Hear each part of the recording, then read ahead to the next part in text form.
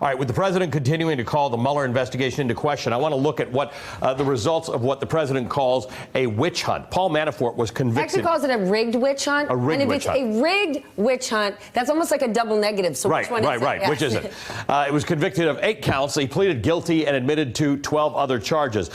He's a big player. As a former campaign chair, Manafort is connected to the president, but also to the former pro-Russia Ukrainian prime minister and a Russian oligarch, both of whom have close ties to Vladimir Putin. He was indicted along with Manafort.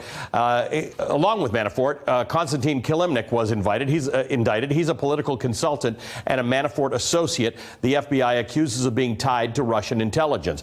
Another Manafort associate, Rick Gates, served in the campaign and admitted to committing crimes with Manafort, but he wasn't alone. Since his indictment, he's implicated this man, a Dutch lawyer named Alexander van der Swaan, who's also the son-in-law of a Russian oligarch. He pleaded guilty to making a false statement about his communication with Gates. And then, of course, there's George Papadopoulos, the Trump campaign aide who reported to prison in Wisconsin last night. He pleaded guilty to lying to the FBI. The biggest get from the Trump orbit, though, is this man, Trump's former national security advisor, Michael Flynn, who pleaded guilty to lying about his contacts with the then Russian ambassador. Richard Panedio, by the way, a run-of-the-mill identity thief, is also in trouble. He sold American identities to Russians, potentially unwittingly, but he pleaded guilty nonetheless. And then there are the more than 24 Russian entities and individuals, including hackers and intelligence officers, indicted by the special counsel. All of these indictments backed by the U.S. Justice Department.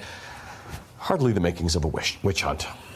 He said a run-of-the-mill identity thief. Can you just think about that? Right. Run-of-the-mill identity thief. They're a dime a dozen these days. Except they're not.